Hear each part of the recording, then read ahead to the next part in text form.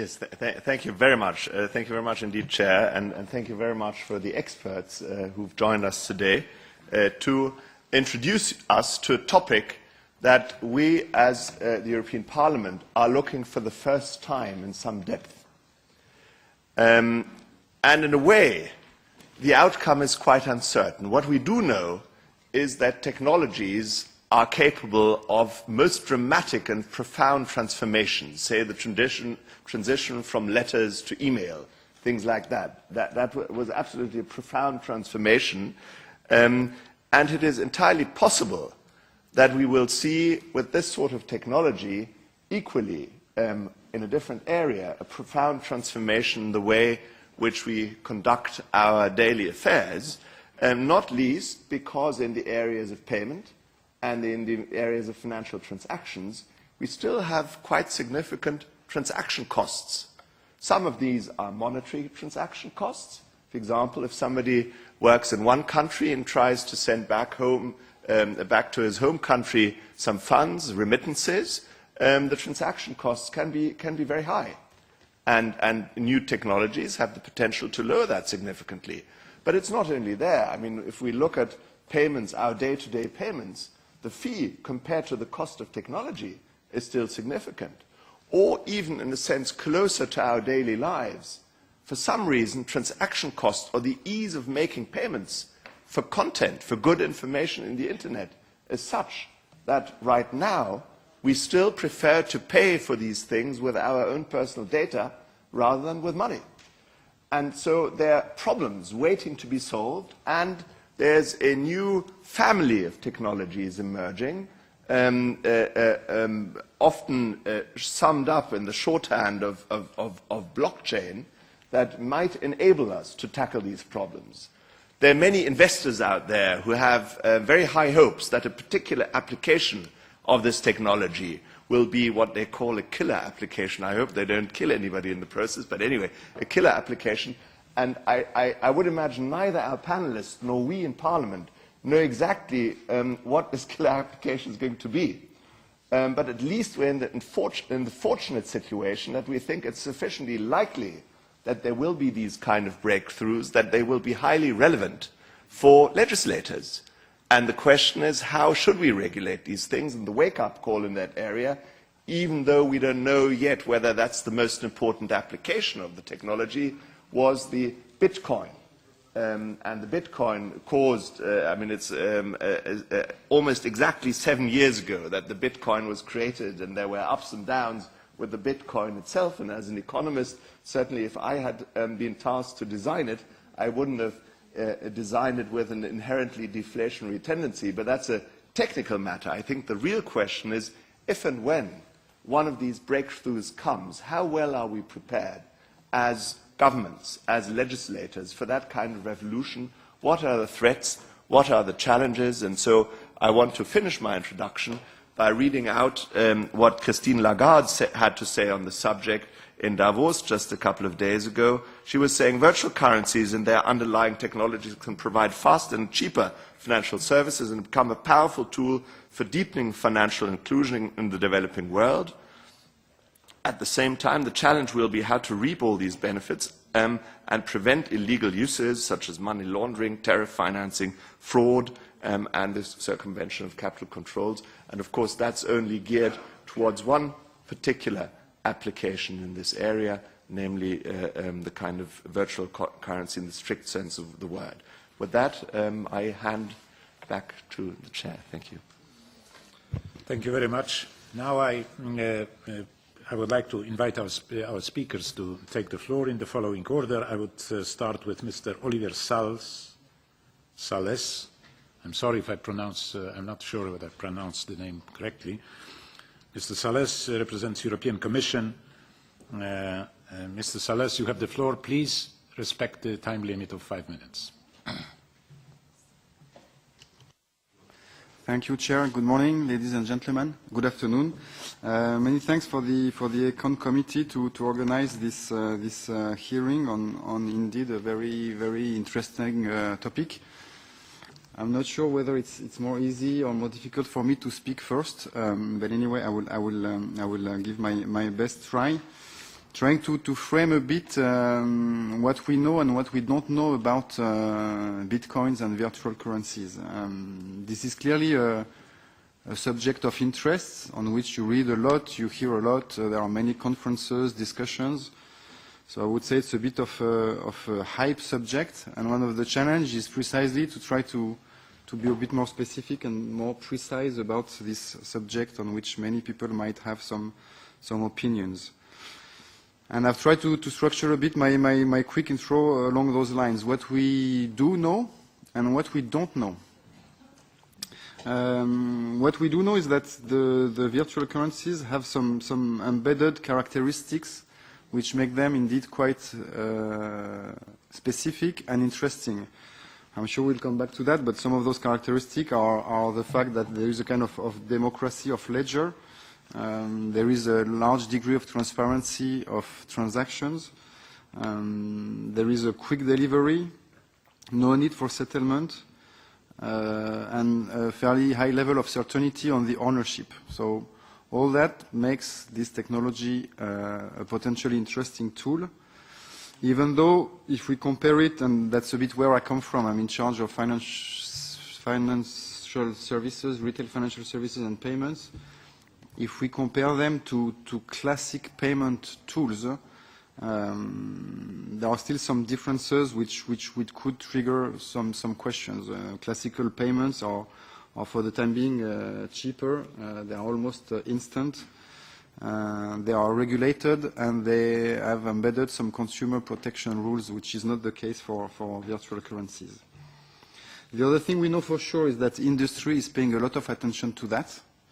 New players, fintechs, but also big banks are dedicated a lot of interest, money, to try to understand better and potentially master that technology, at least the underlying technology, the blockchain technology, to which we'll come back. So this is clearly a sign that they see there a potential avenue for new services in the coming years. What we also know for sure is that these virtual currencies present a certain number of challenges. One of them, the most obvious one, is that they don't really protect the consumer. And there are also some risk in terms of stability of the platforms, volatility of the value of the price, and also some classical cyber threats like theft, hacking, loss. All those risks will have to be addressed. Unfortunately, I could be much longer on what we don't know. We don't know how this technology will evolve, partially because some of the embedded characteristics are evolving. As you might know, those technologies and potential transfers are fairly cheap for the time being because they are largely sponsored by the system of miner. This potentially will disappear one day. So it might trigger some questions of governance on how the whole stability of the system will evolve. And there might be also some big questions when the production of bitcoins will stop. According to the originators, we will potentially reach a threshold when we will reach 21 million of bitcoins. It's difficult a bit to predict when we will arrive at that moment. So for the time being, as regulators, we are trying to watch these developments with the clear wish to be very careful when it comes to specific risks. And as we speak now, we are considering also partially in the follow-up of the terrible Paris attack last November, whether there might be a need to regulate potentially the virtual currencies. It has been considered in the past at the time of the anti-money laundering directive. This might come out, and we are certainly clearly looking at options in the context of the follow-up of the terrorist attack. I propose to stop here. I'm sure there will be other occasions to come back on some of those issues. Thank you. Yes, thank you very much. Our next speaker is Mr. Sean Ennis, who represents OECD. He works as senior economist in the competition division of OECD. Mr. Ennis, you have the floor. Thank you, Chair. Good afternoon, ladies and gentlemen. I'd just like to note at the beginning of the presentation that the opinions and arguments that I'm expressing today do not necessarily reflect the official views of the OECD or of the governments of its member countries. Unlike nationally issued currencies, virtual currencies are not backed by the full faith and credit of a national government, nor are they governed by a regulation that restricts activities, such as legally preventing the sudden introduction of more currency. However, as long as the expectation of a purchaser is that others will accept the virtual currency as a store of value, they may be willing to purchase it. And the existence of non-governmental stores of value is nothing new. One of the most cited in recent times is frequent flyer miles, but there are many older examples as well. One major difference between frequent flyer miles and virtual currencies is the ease with which the virtual currencies can be transformed back into legal tender currency, mainly but not exclusively through exchanges and trading platforms that currently perform this conversion. Could be envisioned that there would be other ways of making such a conversion in the future. It's hard for us to know exactly what they would be. Virtual currencies provide an alternative to cash and other nationally issued currencies.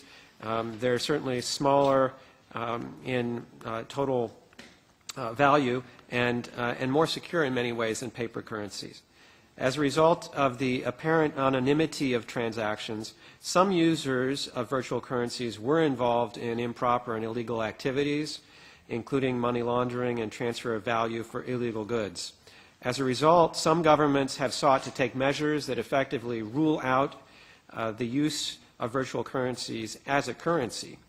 It is important, though, to recognize virtual currencies' potentially beneficial role and their value for many transactions, in part because of the low transaction costs that are involved with their use, and also the instantaneous distant-based delivery of the currency, which can have real commercial value. So it's important for governments and legislators to enable such currencies, in my view, but in a way that would instill confidence and future viability of such currencies without expressing a preference for one over another. The focus on virtual currencies as a means of fraudulent transactions is perhaps due to that high frequency of improper motives perceived for the use of virtual currencies and the superficial anonymity that's built into the system. But in fact, cash is likely a much more anonymous means of transferring value. And the ownership string for virtual currency, we must remember, is public, and that allows a tremendous amount of analysis of transactions. If the name and address of a transactor are at some point identified by law enforcers, they have a powerful mechanism to track entire chains of transfers of value. So the arguments used against virtual currency anonymity may be much weaker than comparable arguments against the use of cash. Governments may be particularly anxious to ensure that virtual currencies do not supplant the currencies they issue. And that worry has been expressed, that if virtual currencies were to substantially supplant cash, central bank ability to conduct monetary policy might be placed at risk. A study by Blundell-Wignall in 2014 argues that virtual currencies cannot undermine the ability of central banks to conduct monetary policy as long as taxes are paid in legal tender, which in turn requires that banks be able to clear with the government's bank, mostly the central bank. So supplanting does not currently appear to be a real risk. And furthermore, the level of public trust in virtual currencies is somewhat limited at the moment. That could change in the future as the currencies evolve. Nonetheless, to the extent a regulator is selected for virtual currencies in the future, and I'm not suggesting necessarily that should be the case, but if it is, there is an open question as to whether, as to who would be the best regulator, whether it's a central bank or some other body. Central banks and finance ministries may have an interest to maintain seniorage. They also have a counterbalancing strong experience with oversight of currency. So I just note that key factors to consider for consumer protection in the future are what mechanisms exist for building consumer trust, what responsibilities are held by platforms, and what responsibilities are held by platform users. I have a few more comments that are in my written statement. Thank you. Yes, thank you very much. Our next speaker represents Centre National de la Recherche Scientifique, CNRS, à Université de Paris. Mrs. Primavera de Filippi. You have the floor, madam. Thank you. So thank you very much for inviting me to this public hearing. I would like to begin by discussing first the challenges and the opportunities of Bitcoin as a virtual currency. And then I would like to move on to address the implications of blockchain technologies more generally with regard to their impact on competition, innovation, consumer protection, and regulatory compliance. So, as you all know, Bitcoin is a decentralized payment system which operates independently of any government and central bank. So this means that people can exchange value on a peer-to-peer basis without passing through financial intermediaries. So let's look at the downside first. First of all, Bitcoin networks does not reside on any given jurisdiction, and it can therefore be constructed to be agnostic of any jurisdictional rule. And secondly, given that there is no central regulatory authority, people can operate the network in a pseudonymous manner without disclosing their identity to anyone. And so these obviously provide opportunities for criminal activity, including tax evasion and money laundering. On the bright side, however, Bitcoin also provides a series of benefits to consumers. It can be used to transfer funds across borders at virtually no cost, providing new opportunities for cheaper and faster international money transfers, and potentially bringing new efficiency into the remittances market. But the real innovation of Bitcoin is not actually the currency itself, rather than the underlying technology, the blockchain, which is a decentralized public ledger that is both transparent and trustless, in the sense that it enables people to transact with one another without the need for any trusted authority or centralized clearinghouse.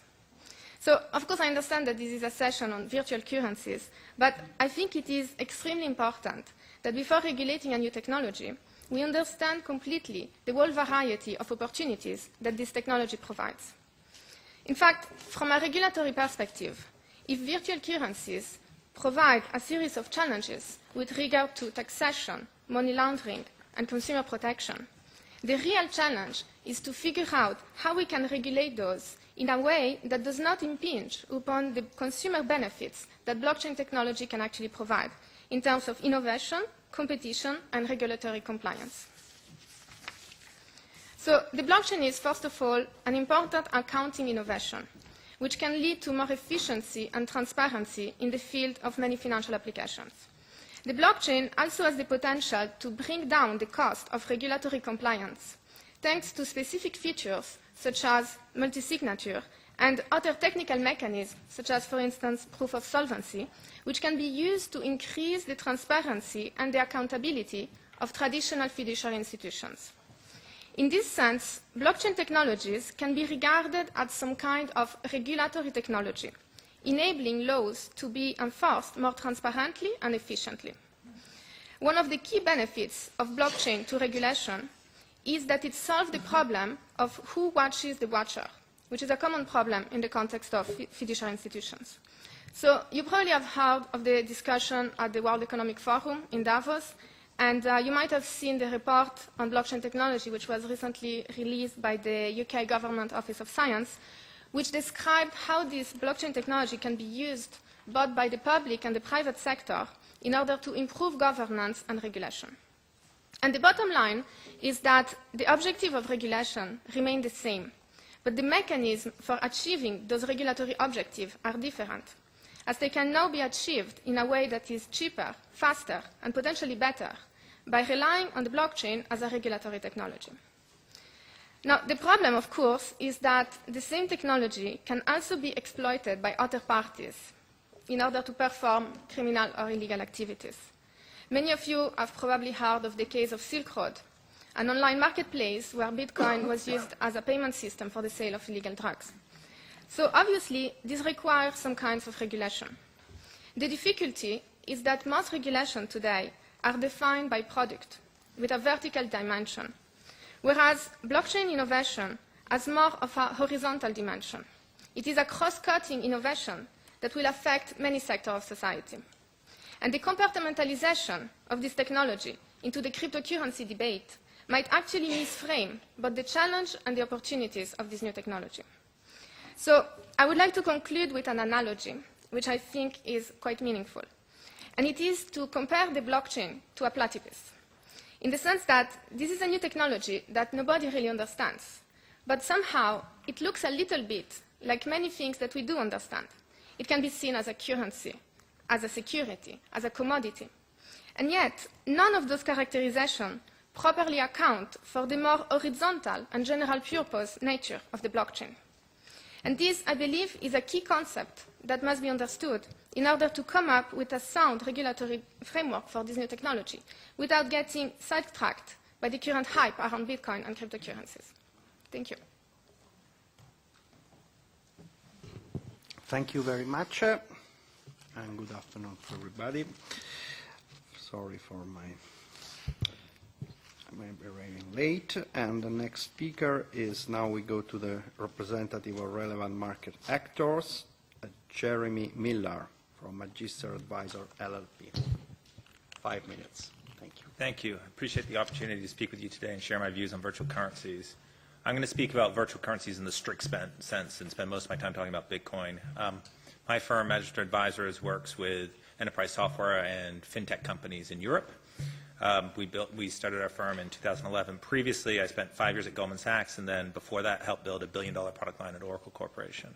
So I look at this market through 2 lenses, one as a disruptive technology, and the other in terms of its implications for financial services and capital markets. Over the past 6 months, we've spoken with many of the leading innovators in the ecosystem. So total investment in Bitcoin and blockchain is about $1 billion. I've spoken with the companies that represent about 600 million of that billion. We published our initial learnings on December 12th in 2015 in a report entitled Blockchain and Bitcoin in 2016, a survey of global leaders. The initial interaction of Bitcoin with the regulated fiat financial system occurred when early Bitcoin companies tried to open bank accounts with commercial banks, registering as electronic money transfer agents. Many banks refused, concerned about fulfilling their own KYC and AML requirements.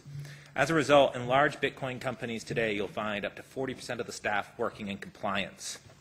More interesting has been the birth of software products such as Chainalysis and Elliptic that apply machine learning to inspect the Bitcoin blockchain for suspicious activity and monitoring the dark web for illegal transactions. This is far beyond the capabilities of banks today to monitor cash deposits. I'd like to add that if you look at Silk Road, in fact, there's today a DEA agent and a secret security agent, a secret service agent in jail because the Bitcoin exchanges detected them stealing Bitcoin. Right? So it's easier to detect crime on Bitcoin than it is in cash, as has been said previously. Additionally, questions arise within the community as to whether incumbent banks have emphasized these issues to prevent new entrants and to prevent the creation of new services that provide consumers access to the increased speed and efficiency and security benefits of the Bitcoin network.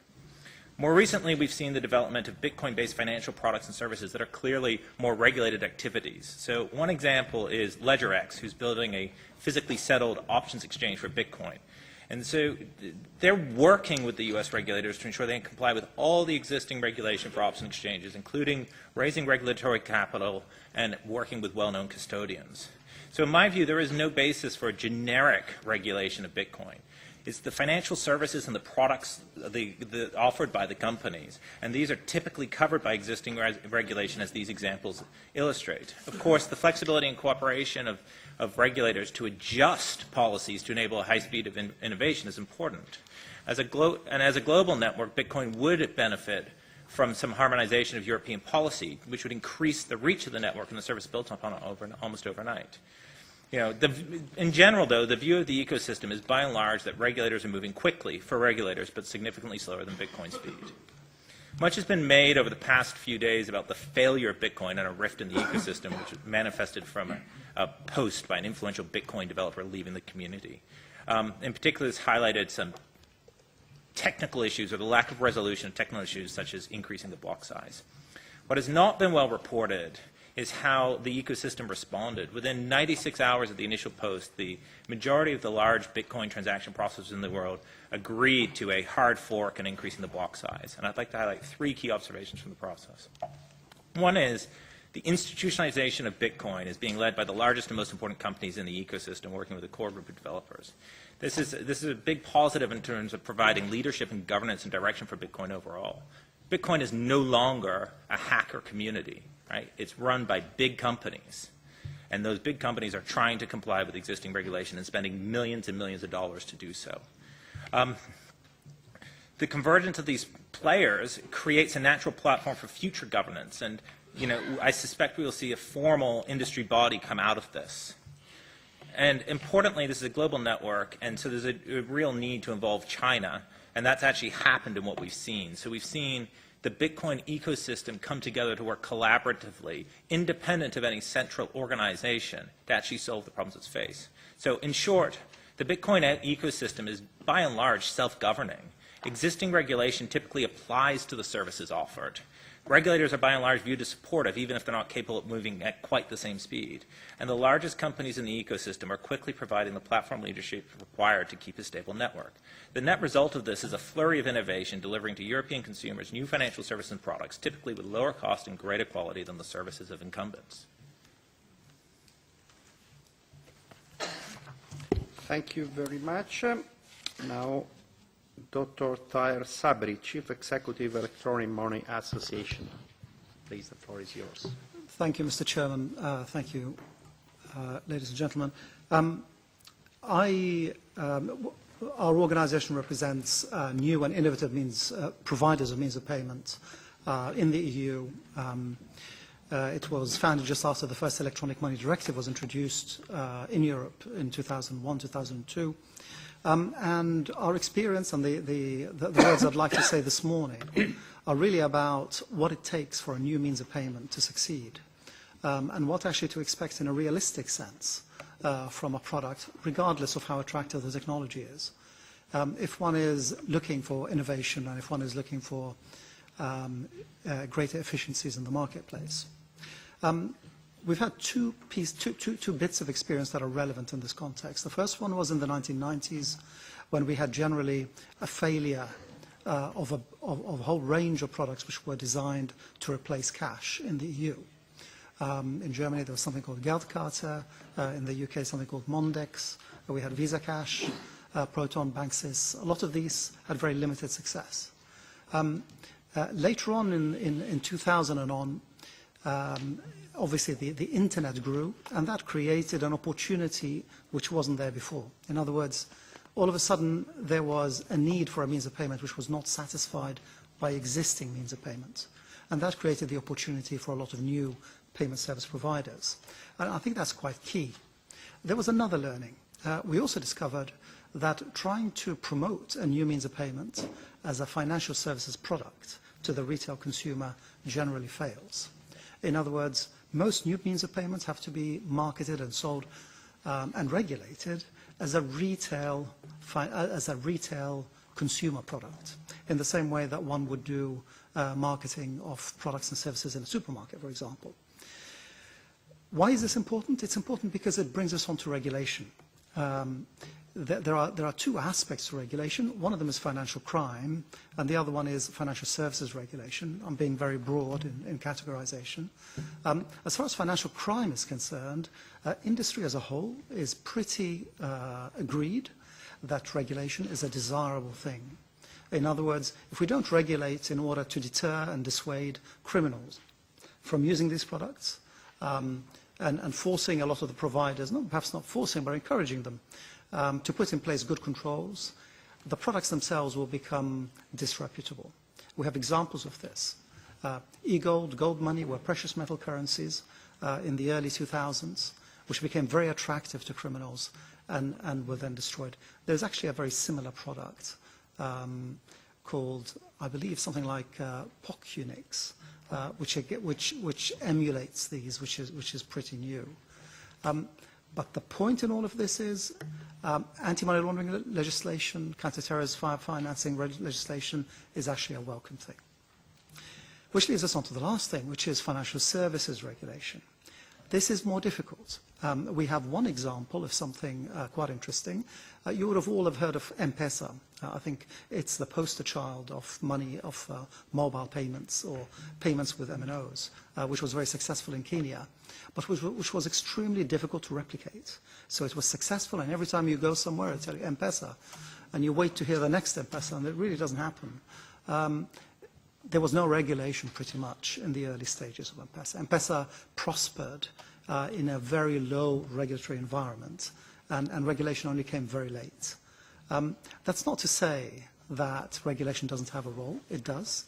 It just needs to be sensitive to the evolution of a business model and to the evolution of a marketplace. And when we talk about a marketplace, a new product has to make sense to everybody in the value chain, the users as well as the payment service providers. So, in conclusion, if I may, proportionate regulation is highly desirable. The industry, I think, generally is supportive of financial crime regulation. However, even that, and particularly in the context of the recent Paris attacks, I think it needs to be proportionate. We mustn't be so keen to address the harm that we let the pendulum swing too far. So something proportionate is extremely welcome. As far as financial services regulation, if we can delay that while the industry matures, that will also be very welcome. Thank you. Thank you very much. Now, our last speaker, Siân Jones, founder of European Digital Currency and Blockchain Technology Forum. Please. Mr. Chair, Mr. von Weiss,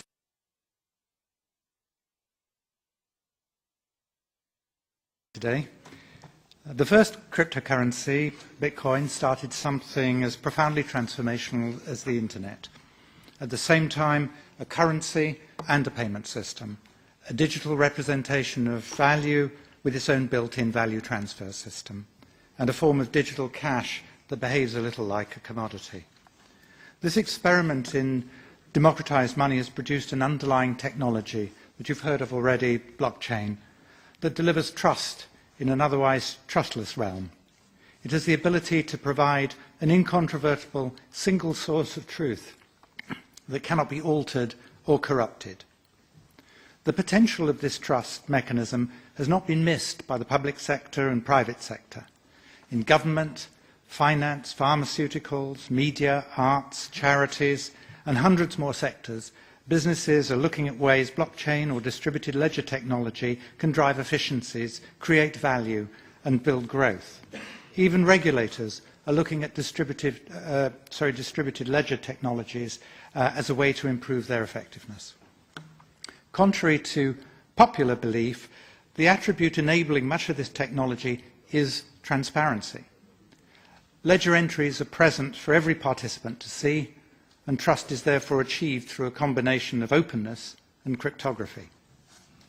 The perception that cryptocurrencies are anonymous is largely myth.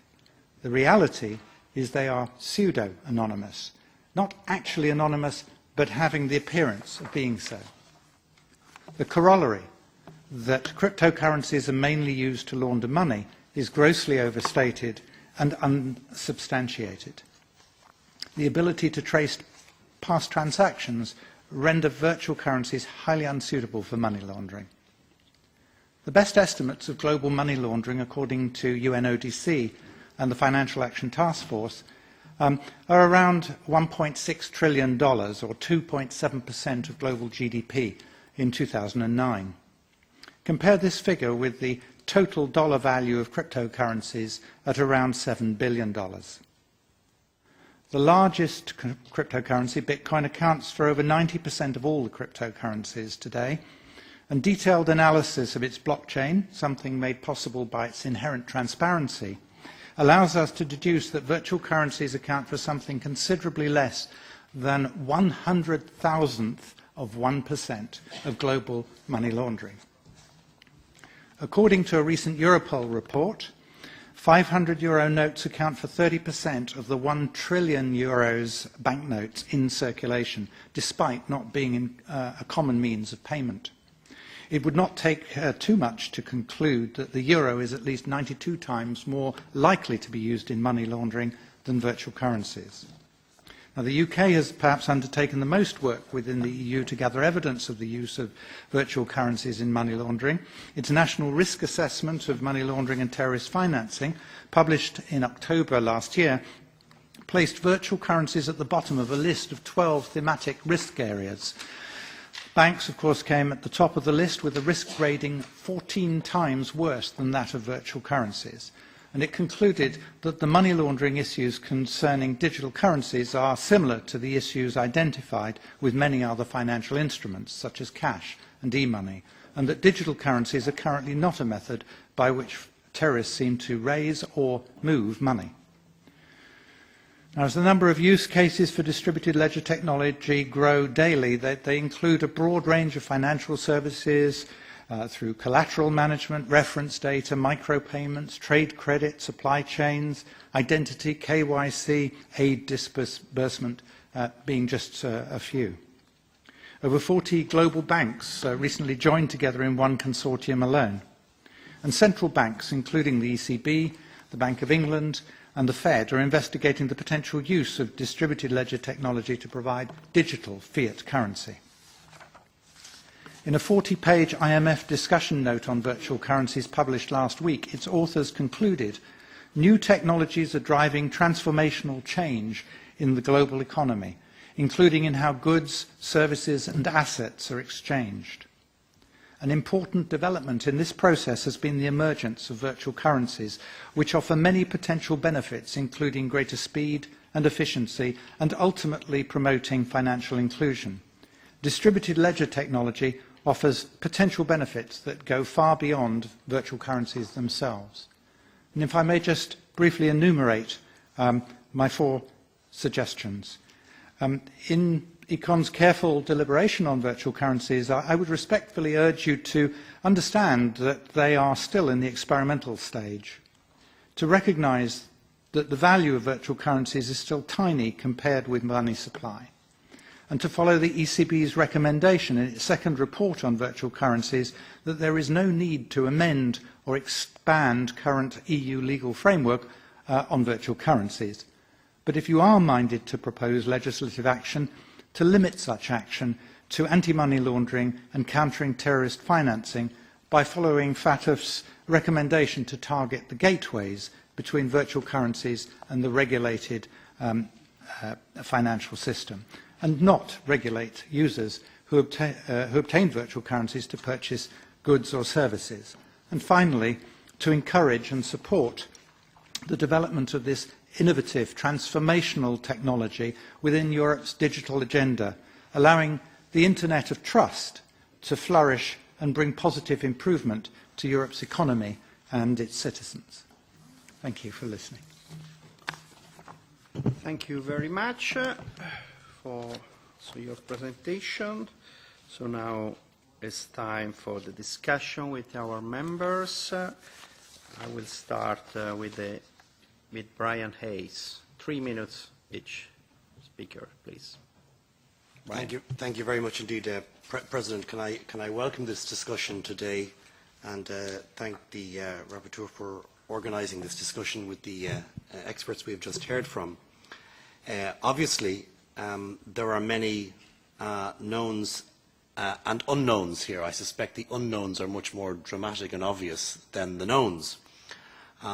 But that being said, we all have to see the potential in this area because of the extraordinary developments that have occurred since effectively 2009, when we saw the very first digital currency, albeit in the Bitcoin at the time. And I very much agree with the first speaker that was an example of something where huge doubt and worry exists, but nonetheless we have to deal with it. But since then we have seen, I suspect, somewhere close to 200 forms of digital currency or virtual currency that have taken place.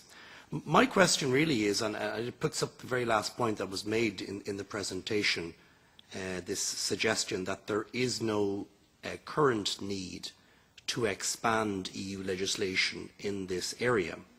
Is that a unanimous view? I'd be interested in hearing the views of each of the experts, because while obviously this is an area that is new, is experimental, is disruptive in terms of the technology that it provides and the opportunities that it provides, I'd be interested on that net issue. Is there unanimity on the question of how much or how little regulation is now proposed? And I was interested to hear the comments that have been made by the ECB at this particular level.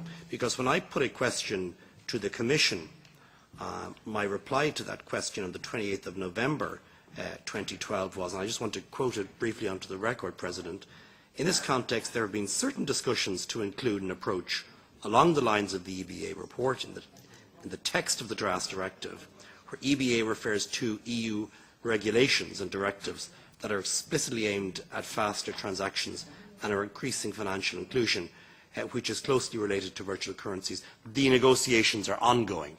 Now, the question I have is this an open or shut question on the question of regulations?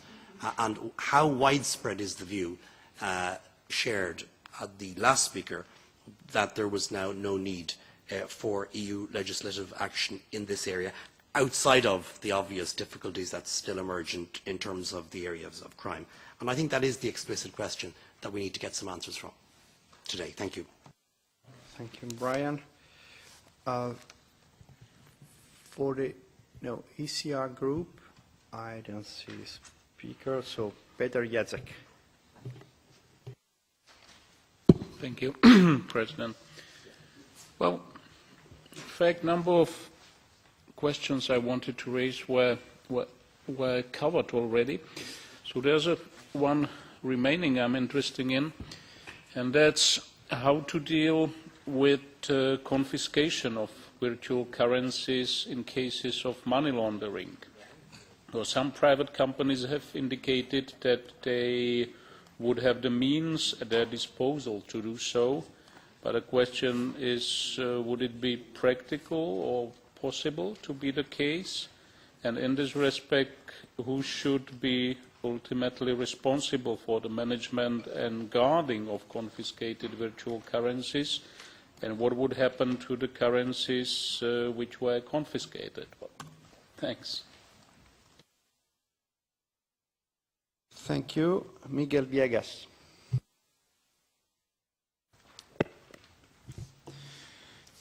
Estou, enfim, a debruçar-me pela primeira vez sobre esta matéria, que é complexa. Contudo, pelo alguma informação que fui recolhendo, existe uma extrema volatilidade destas moedas virtuais. No Bitcoin, nós verificamos que em escassos meses, e na sua convertibilidade face ao dólar, tem havido uma volatilidade que, de certa maneira, é preocupante e um pouco incompatível com, enfim, aquilo que se deseja ser a estabilidade que, no fundo, é a condição necessária à confiança. Eu gostava que me dissessem qualquer coisa sobre este fenómeno e sobre a regulação que, alegadamente, é necessário, se não é, enfim, de certa maneira incompatível com um fenómeno que decorre, enfim, de uma certa autonomia, de uma certa confiança que nasce de uma comunidade e da sua própria coesão, e como é que a regulação, que ao mesmo tempo é necessária, até que ponto é que ela pode não ser contraproducente, na medida em que coloca em causa aquilo que são os fundamentos próprios da moeda virtual. Finalmente, a regulação, enfim, falhou rotundamente no controle do próprio sistema financeiro e até que ponto é que a moeda virtual, quer dizer, o que é que nos pode fazer acreditar que seria diferente no caso das moedas virtuais? Thank you. Molly, I don't see her. Yeah. Okay. Then Gerolf Annemans. Ja, dank u voorzitter.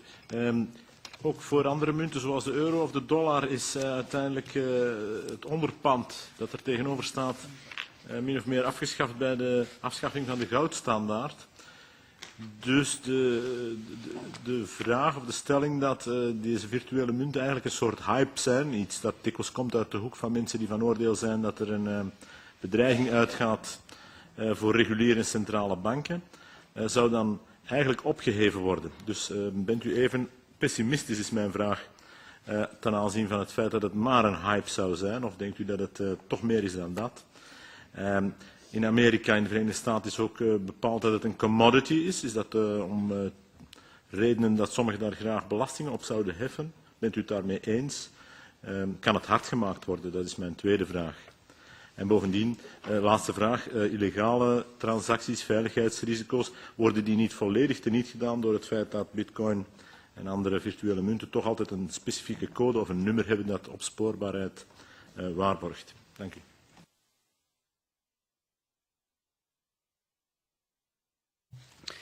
Thank you.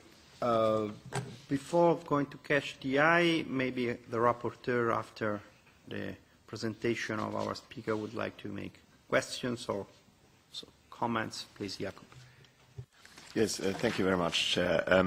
Lots of very good questions have already been asked. So I want to focus on a more fundamental question. I think ultimately what we're confronted with are potentially exponential technologies whose use can very, very quickly become very, very big.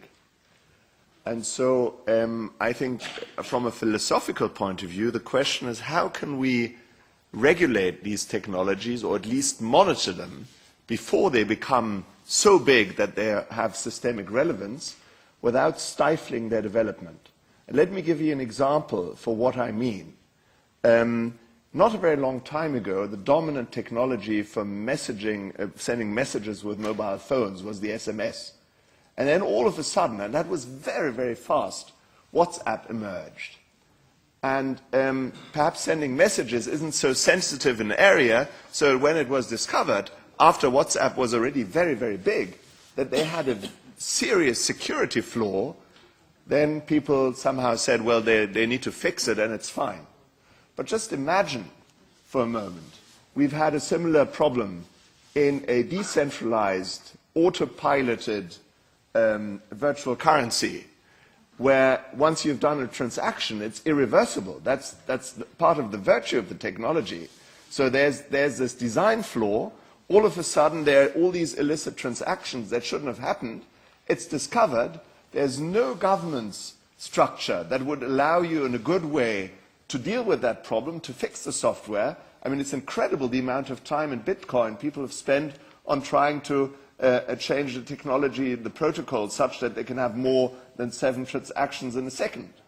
Already that is sort of bringing you to the brink of what these self-regulated government structures can do. And now imagine, not in SMS and WhatsApp, but with really important things. You have something that goes wrong in a big way. How can we assure that at least we monitor these technologies in such a way that we can somehow see it coming? And how do we install for important applications of decentralized systems a kind of backstop governance that in case market participants are unable to do what's necessary, it can be done in the end. And of course, we're talking about global technologies, so perhaps one country doing it may not be enough. So this really is in a nutshell what I'm looking for to better understand how to deal with that enormous challenge. And perhaps we're not talking about classical regulation or legislation in that context. Thank you. Yeah, very shortly. Thank you very much. I think this disruptive technology, it doesn't only challenges the financial markets to build capacities to use the potentials of blockchain technology, but it seems it will also help us to accelerate our efforts for better and coherent regulation. So 2 months ago, I received a response from Mario Draghi on my question about Bitcoin, as we faced some issues about it, a debate in Greece. So he replied that virtual currency is not money, is not really a currency, but somehow we follow it and we wait to see what will happen. The response was published in Financial Times the same day that the European Court of Justice published its decision that said that the ruling about VAT exception for transactions made on virtual currencies, so treated it like a currency at the same time. So there was this big contradiction that shows that indicated that we are not in line with VAT directive on financial services. So it means that maybe we have to amend it to include not only the legal tender but also virtual currencies. So I would like to ask you if you have any ideas on, since what is interesting is that it's not connected to currency, so how can we minimize the danger of letting the markets set the value and the use of these virtual currencies, since it's not connected, as I said again, to a currency that we can control? And how this can happen, how can we regulate it without blocking it, so without making it lose its strength? If you have any ideas on that, thank you very much.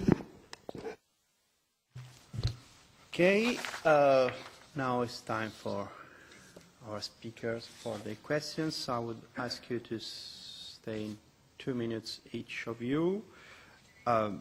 We can follow the same order. So Mr. Sales first.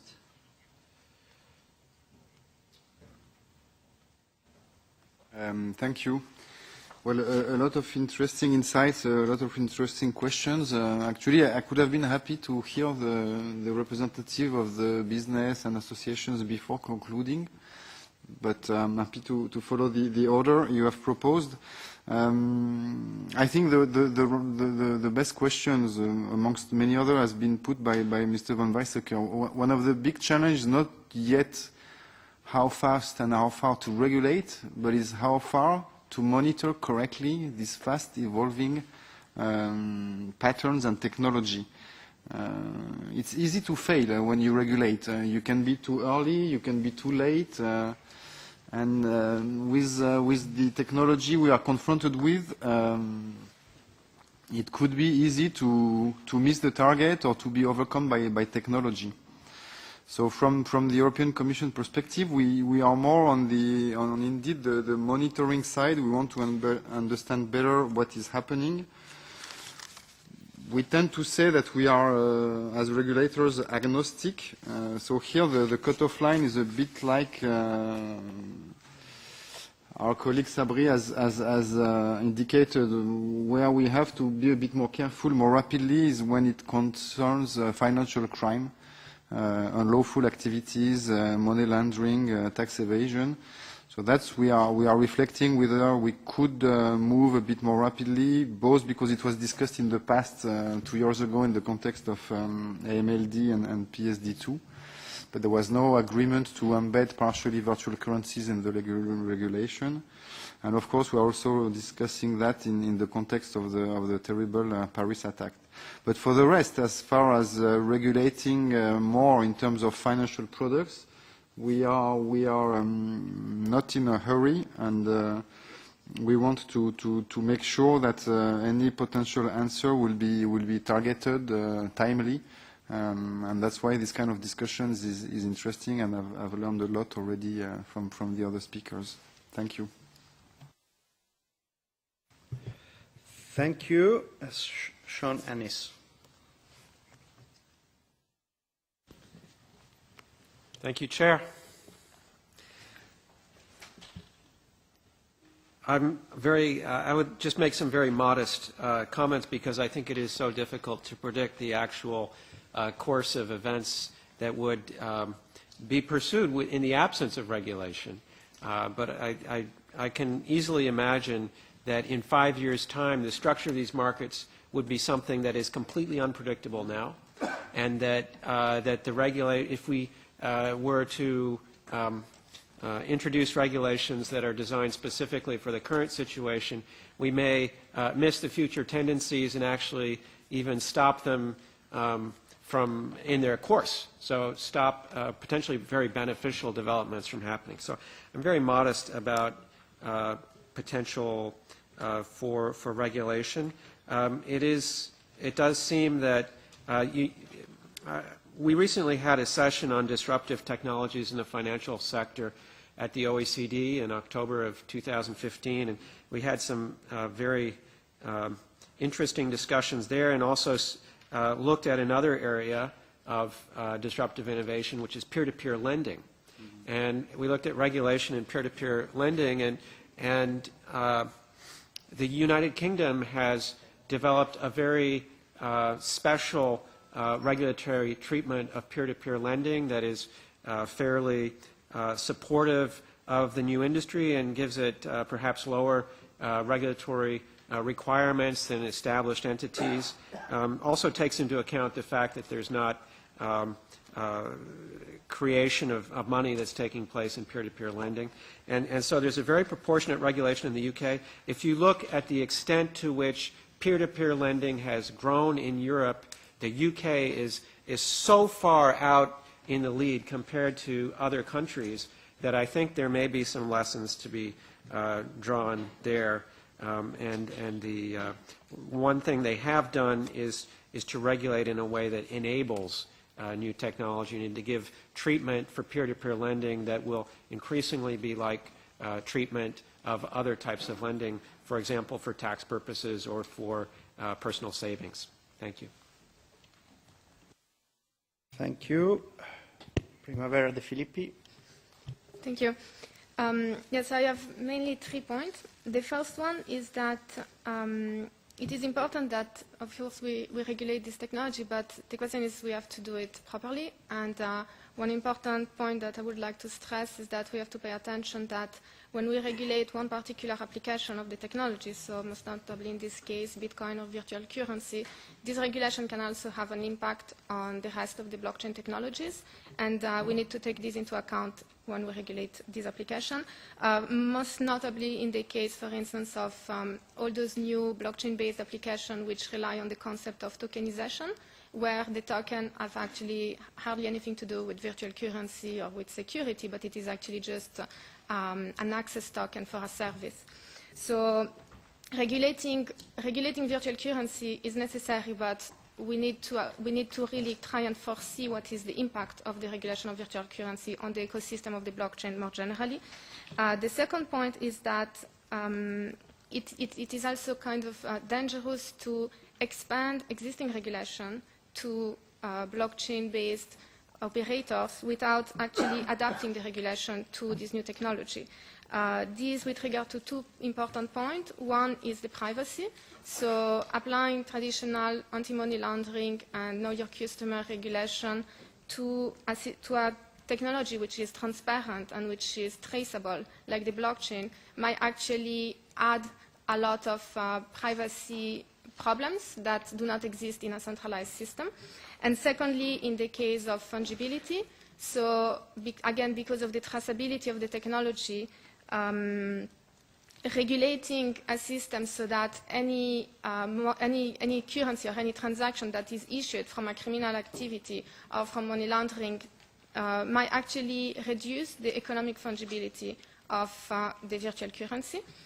And then the third point is that I think it is really important not only to regulate those technology, but also to try and understand how those technology can be used as a complement or as a regulatory tool in order to actually achieve the same regulatory objectives that the law is meant to do.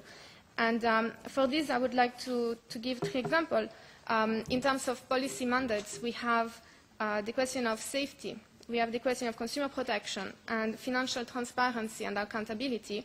And all those 3 policy mandates can actually be enhanced by the use of blockchain technologies. So in this context, the technology itself can actually serve as a tool to achieve those regulatory objectives. So I can give a few examples. Most importantly, the multi-signature governance and escrow, which allow to use a technical verifiability to the transaction. We have the proof of solvency or proof of reserve, which allow to ensure that an operator can disclose what are the liabilities and the assets that they have without actually disclosing the identity and the actual account balance of the consumer. There is the possibility of using keyless wallets, so that in order to separate the service that is provided by the financial operator and the custody of the keys of the customers. And then more generally, all the new blockchain analytics that are being developed, which can actually enable to ensure some level of anti-money laundering regulation. So in all those cases, the technology becomes an ally as opposed to an enemy. And so I think any kind of regulation should take into account first how the technology can be used to achieve the regulatory objective, and then understand where the technology is actually not capable, then the regulation should come in. So in terms of a suggestion for the regulatory approach, I think it is important to adopt a multi-tiered approach and letting some time to the market and to the operator to actually experiment and to explore how they can use the technology in order to satisfy the regulatory requirements. And if these actually fail, then to come to the second tier, where we have the traditional self-regulation mechanism of the finance, of the banking industry, etc., and then only then move on to the actual regulatory techniques directly on the technology. Thank you. Thank you. Jeremy Miller. Okay. First, I think it's important that everyone understands that Bitcoin today is not really a globally distributed network. The Bitcoin network is maintained by about 20 large companies. These comprise of the miners, the exchanges, and the wallets cum banks. And the overwhelming majority of transactions in Bitcoin today are conducted through those entities, not through people trading Bitcoin peer-to-peer. Bitcoin has become institutionalized, and the institutions that run the Bitcoin network are the largest players in each of those three bases. Most of the consumer products being delivered through the Bitcoin network are being built on top of those providers. Okay? There is very little actual Bitcoin to Bitcoin transactions going on. Right? It's mostly done through those platforms. Okay? And so it comes on to the second point, which is I don't understand what regulating Bitcoin would mean. My understanding is it's already illegal to give value to terrorists. The problem actually is detection. Right? It's not regulation. It's already illegal. Right? I'm not allowed to give money to a terrorist. I'm not allowed to buy drugs. The question is, how do you catch people who are doing it? And the greatest ally in doing that are these companies. So I'm going to just quickly try and bang through some of the actual questions that came up. So in terms of Bitcoin governance, this issue about how many transactions can run on the Bitcoin blockchain, that problem was literally solved in a weekend 10 days ago, when these 15 to 20 companies came together and said, you know what, this just has to stop. There's no clear path to doing this democratically. We're just going to make the change. And they did within 96 hours of the original post from Mike Hearn going up. The problem is now solved. Okay? Confiscation has already happened. The DOJ auctioned off the confiscated Bitcoins from Silk Road. If you work with the large providers, this is not a difficult thing to do. It requires confiscating the keys to the wallets so that you can get access to the underlying Bitcoin. Let me just quickly go through the rest. Look, the volatility the volatility in 2015 leveled off dramatically. If you look at a price chart, it went like this, and now it's going like that. Okay? But what you're also seeing come into place is a whole series of derivative products, right? Whether they're contract for differences, which these service operators use to regulate the volatility, or whether it's actual physical options, right? And then the connection to currency. Well, the connection to currency is done exactly the same way that euros are connected to dollars. That's through exchanges. And so if the question is, how do we monitor this? The answer, I think, is you need to understand the constituent parts of the Bitcoin network and build relationships with the key players within it, right? It's about 20 companies in the world, and they can help you do this. And by and large, those entities already believe they're regulated, right? They already are doing things like putting in regulated capital. They are already registered with the regulators by and large. So it's the companies and the activities are regulated. I don't know what it means to regulate a technology. Thank you. Thar Sabri. Thank you very much, Mr. Chairman. I think if I can take maybe a group of these together, which are really about regulation, generally speaking, whether we need to expand EU legislation, and I think the most pertinent point was made, do we regulate, do we in fact, when we regulate, impact those properties of this product, and therefore affect it or destroy it or make it less usable or efficient. And I think that's really important. So let me explain. It is a decentralized currency, yet our regulatory framework, our financial regulatory framework, is all about a central point of influence. We look at creating a board, and the board, we look at corporate governance, we look at internal controls, and yet we have this decentralized way of creating currency. The solution to this problem must lie partially in industry coming together and creating something which can be responsive on the one hand, and then on the other hand, relying on aspects of the technology itself underlying, and I think as my colleague here mentioned, which has the ability of providing assurances which we wouldn't have in other contexts, in other centralized structures. So I think it's a bit of both. In order for that to happen, we have to let the industry mature a little bit.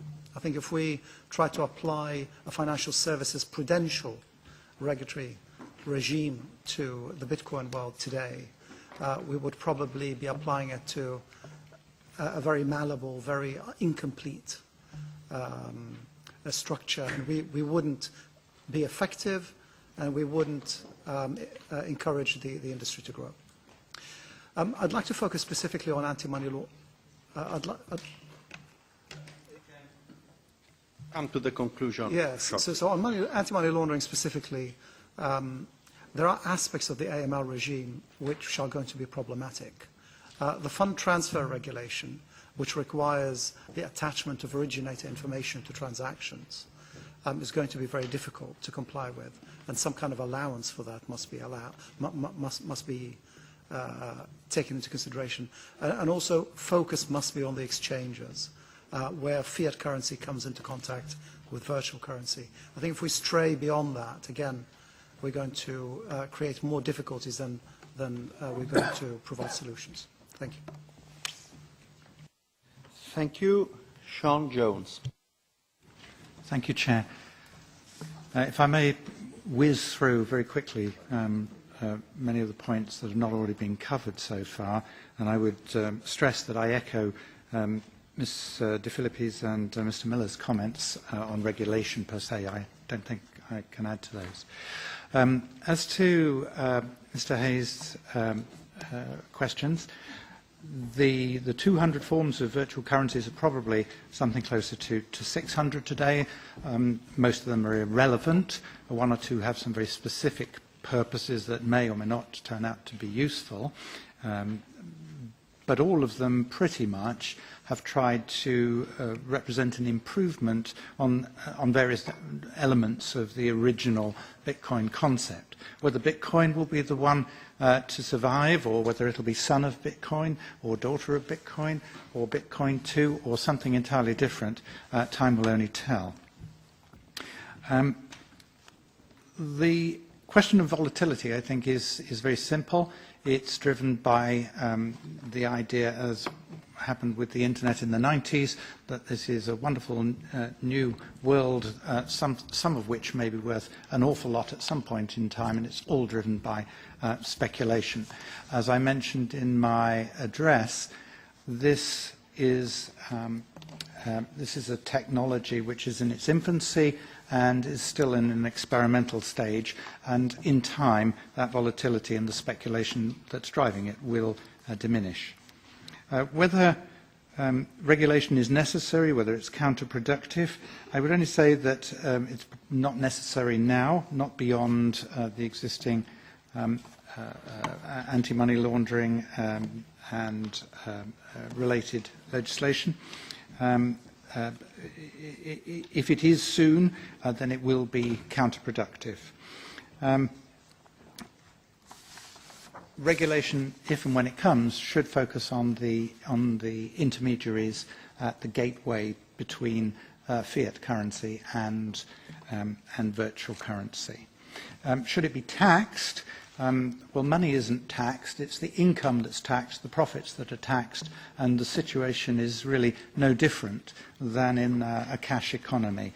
There are challenges to do with that, of course, just as there are in a cash economy. As to Mr. von Weizsäcker's systemic risk question, will it become too big? It's very hard to regulate for the future, and whatever you try to regulate for the future will simply work itself around that regulation. Sadly, from that perspective, we have to work in arrears, and it would be wise to be nimble and fleet of foot to deal with an explosion. And on the final point, the question of scaling is one that you touched upon, and Bitcoin's limit until very recently was just 2.7 transactions in real terms per second. There are already other permissioned blockchains that are clearly capable of reaching over 100,000. So in specific cases, specific use cases, we are likely to see different kinds of blockchains which may or may not conform to our expectation and understanding of virtual currencies as they are today. Thank you. Thank you very much. Now, Jakob, would you like to draw some conclusion from this hearing? Yes, no, very happy to do that. I think the great value of having this hearing is to get a much better and a broad perspective of on the subject we're talking about. And I think the first message that has emerged is that in our initiative report, it would be a mistake to solely focus on one particular area, namely kind of Bitcoin and derivatives. I think that's the first important and very clear message. I think the second message is that it is going to be rather challenging to see how one can, on the one hand, keep very much an open mind, not stifle new technological developments, but at the same time, perhaps not apply what is popular in environmental regulation, the so-called precautionary principle. So it is actually something that regulators do. They say, well, if we're not certain whether it won't turn out to be catastrophic, we better be careful. Perhaps we shouldn't be talking about precautionary regulation, but at least precautionary monitoring. For example, I for myself, I would feel more comfortable if we were in a situation where potentially exponential growth usages of blockchain would at least in the business model be understood by regulators, be understood by supervisors before they come very big. Because certainly in financial areas, if you don't understand a business model, chances are there's something fishy going on. Chances are you're talking about, I don't know, a very sophisticated Ponzi scheme or whatnot. And that's the kind of thing we don't want to discover when it's too late. And even very quick reactions would then perhaps come too late. So I think thinking more carefully about what it could mean to have this sort of precautionary monitoring of what's going on in that area at the European level and possibly even beyond is probably going to be one of the challenges of the report. But of course, there are many very specific areas we're going to look into, and I'm much looking forward also to reading your written submission. Thank you very much. Thank you very much. I think it has been a very important and interesting hearing. Clearly, it has shown that issue is highly complex. As we knew, we learned a lot, we understood a lot. Personally, I feel that we still have a lot to reflect, to study, to think about. On the one hand, personally, I've been reassured about what has been said about, let's say, the transparency side.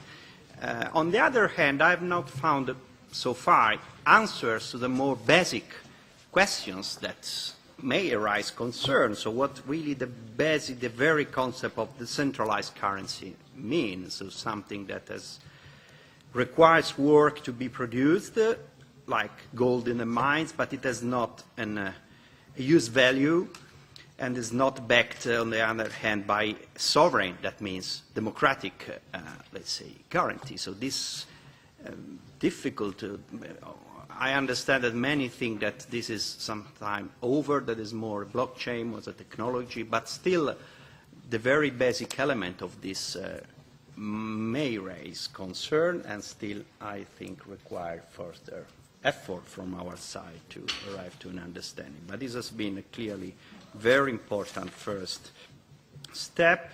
So thank you to all the speakers.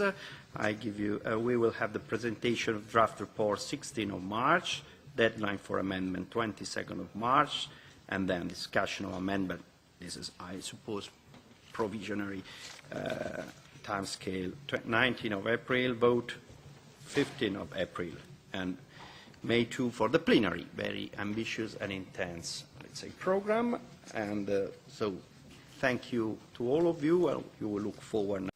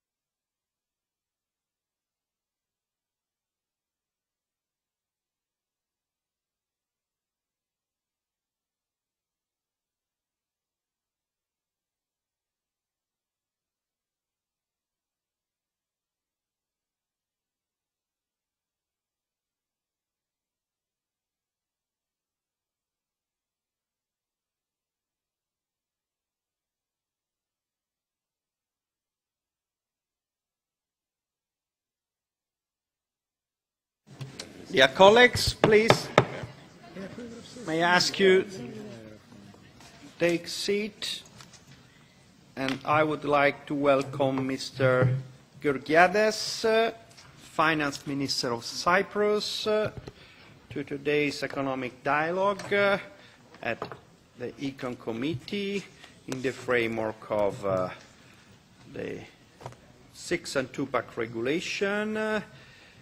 As you know, Cyprus looks ahead to its exit from the macroeconomic adjustment program, and so it is very interesting for us to try to understand what lessons have been learned from the crisis and the subsequent adjustment. How can the Cypriot financial sector regain its strength and contribute to stable and sustainable growth?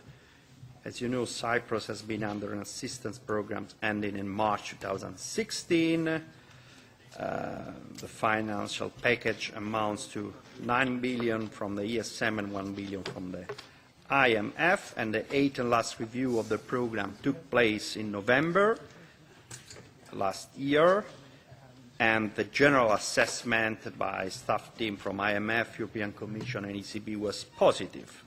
We also see economic activity returning to growth since early 2015 and progress in the banking system and in structural reform agenda. Still, institutions have highlighted as a priority the high level of non-performing loans and, of course, the need to ensure a sustainable public finances, and I add to make recovery and growth stronger. So this is the framework, and really for us it's very important and useful, interesting to hear directly from Minister Georgiadis' assessment of situation and the perspective of Cyprus economy and program conclusion. So I would give the floor to Minister Georgiadis, and then we will have our usual 5 minutes question and answer slot. Please, Mr. Minister, the floor is yours. Thank you very much, Mr. Chairman, members of the committee. Thank you for this invitation and for this opportunity, also for a dialogue on the state of the economy of Cyprus. And I'm sure you will all recall, as the Chairman has mentioned, that Cyprus did indeed face an unprecedented crisis a few years back, and that it had subsequently to request assistance from the ESM, and standing before you, the representatives of the European people, and before anything else, I should thank you for your support during the last 3 difficult years. However, by way of an introduction into this dialogue, allow me to go a bit further back in order to remind you that Cyprus actually joined the EU in 2004 and then the Eurozone a few years later with flying colors. Most notable were the impressively high growth rates and the very low levels of unemployment. So one could ask what went so badly wrong, leading a seemingly dynamic economy into severe difficulties just a few years after its accession. And in my opinion, it was complacency. It was complacency and the sense that we could actually avoid politically difficult but necessary decisions in the direction of reform, which in turn led to major imbalances and eventually to the derailment of our economy. One characteristic of the previous decade, for instance, was an unsustainable credit expansion, which led to a very high level of private debt and to a property bubble. And when the bubble burst, as all bubbles ultimately do, a sizable chunk of loans became non-performing, bearing down on the balance sheets of the banks.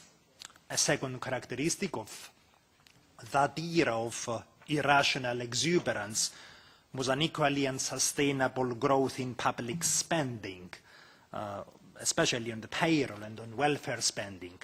And while the economy was running high, the public revenue stream was sufficient enough. But as soon as the economy lost steam, there was trouble. Revenue started coming down, spending did not, because that would entail some difficult decisions, and thus leading to deficits which were hovering for years around 5 to 6% annually.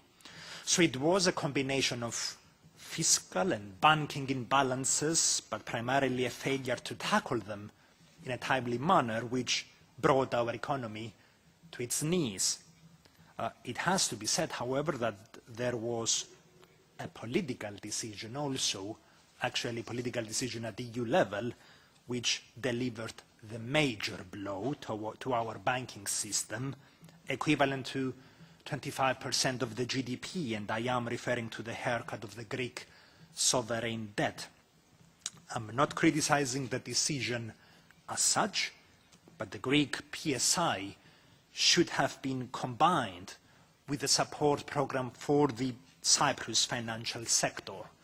If this was done at the time, the cost would have been much more limited, and it would have spared us from the bail-in of bank deposits, which became inevitable by 2013.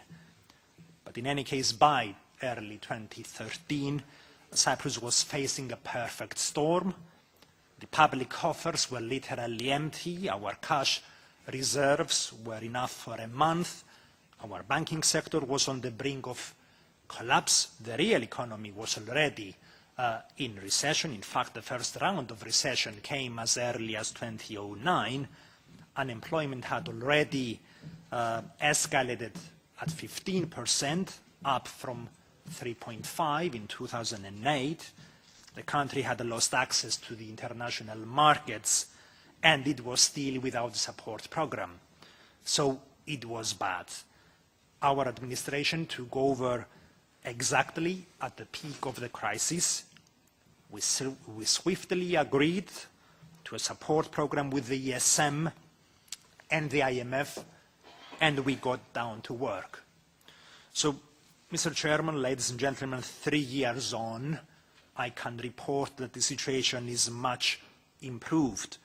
We have consolidated the public finances. The banking sector has stabilized.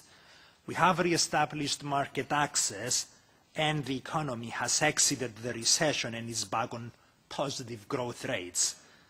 I want to emphasize that this is primarily a result of the efforts and the sacrifices of our fellow citizens, and it's down to the responsible way that they responded to the crisis. For instance, there was hardly a day of strike, of union action, during these difficult years of correction. The recovery was also due to the resilience of the key productive sectors of our economy, which remain unaffected. But it was also due to a very determined economic policy based on a program of reform and consolidation, which we had agreed with the Troika institutions, and which we have implemented to a large extent. The first pillar of this effort obviously had to do with the banks. The prime objective was to re-establish stability and confidence in the sector after the unprecedented bail-in of deposits. Since then, the Cyprus banking sector has been completely revamped. It's a much smaller, but also much healthier banking sector. Cyprus banks now operate under new ownership, new management, with new capital largely raised through foreign investors, and primarily they operate under much stricter and reliable supervision and oversight. Capital controls which became necessary after the bail-in have been fully lifted, and instead of a bank run, we are seeing an increase in deposit levels. Challenges, of course, remain, especially on the front of non-performing loans, but I do believe that the situation is now under control. The second pillar of our effort had to do with the consolidation of public finances. And this is what many consider as austerity, raising the growth versus austerity dilemma. In my opinion, this dilemma can be avoided. In fact, I think that it's false. I consider that it is the raising of tax levels which is the worst kind of austerity.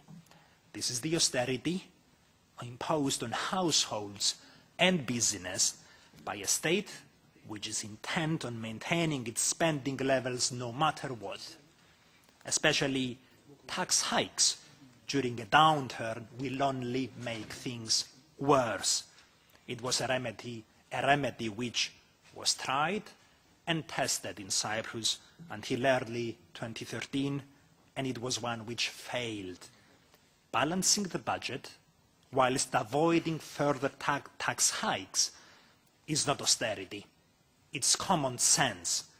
It's not easy either, but that's exactly what we did. We essentially balanced the budget in one go over a single year. Up until 2013, the budget deficit, as I have mentioned, was hovering around 5 to 6%. In 2014, it came down to 0.2% and remains marginally negative ever since. We met fiscal targets quickly, ahead of schedule, without even giving a chance to the Troika to dictate our policy mix, i.e. how we would meet our targets. And as I said, we did it without any further tax hikes, but instead through reducing and consolidating expenditure and helping the real economy recover. And the real bonus of this approach was that through tax stability and through, or rather together with the recapitalization of the banks, we were able to offer a sense of confidence to the private sector. And confidence is the single most important ingredient to economic recovery. With every quarter, we saw private consumption recovering, and we saw the key productive sectors of our economy doing better. And so, contrary to the belief that fiscal consolidation always leads to a deeper and deeper recession, we saw the real economy edging out of the recession much sooner than expected. And for 2015, we expect growth to be near the Eurozone average, around 1.5%, which is not terrific, but it's good considering where we were 3 years ago.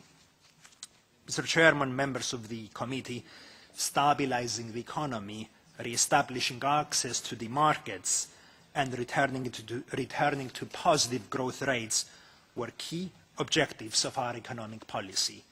We're now able to complete the ESM-IMF program on time by this coming March. We have not utilized the full amount. Actually, more than 2 of the 9 billion of ESM funds will not be drawn. We shall not be requesting a new program, and we shall not be in need of a conditional credit line.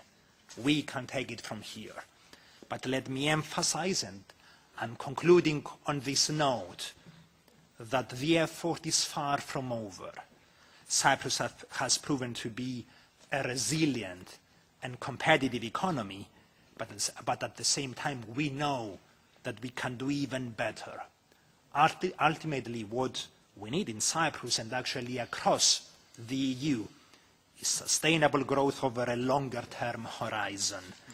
And this, in turn, calls for a continuation of the efforts to create an even more competitive and adaptive economy. It calls for structural reform in order to do away with the rigidities and imbalances of our economies. So I am concluding, saying that I'm not presenting a rosy picture in any way, but I am presenting a story of economic recovery, a story of optimism and prospect. We have come a long way. We have a second chance in our hands, and we are determined to make the best of it.